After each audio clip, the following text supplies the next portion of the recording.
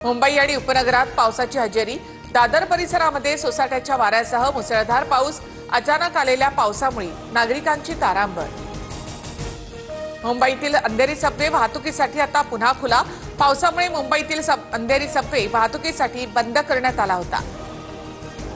अंबरनाथमध्ये मुसळधार पाऊस। 10 मिनिटांच्या पावसामुळे रस्त्यांना नदीचं स्वरूप। पावसाच्या पाण्यामुळे अनेक वाहनं बंद पडली, वाहतूक कोंडली। पुण्यातील ससून रुग्णालयामध्ये पाणी शिरलं। रुग्णालयाच्या ब्लॉक नंबर 13 मधील वेटिंग हॉलमध्ये शिरलं पाणी। वेटिंग रूममध्ये पाणी शिरल्यामुळे रुग्णांच्या नातेवाईकांना नाहक त्रास। राज्यामध्ये 6 ते 7 दिवसांमध्ये अतिमुसळधार पावसाचा इशारा।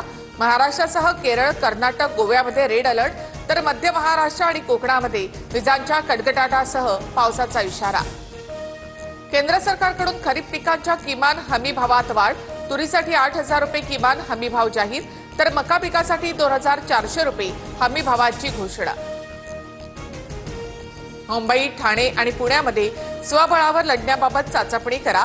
अमित शहांकडून पालिका निवडणुकीबाबत संकेत, सूत्रांची माहिती। सह्याद्रीवरील भेटीत बीएमसी निवडणुकीसाठी शिंदेंची शहांकडे 107 जागांची मागणी। मात्र शहांकडून शिंदेंना कोणतेही ठोस आश्वासन नाही, सूत्रांची माहिती।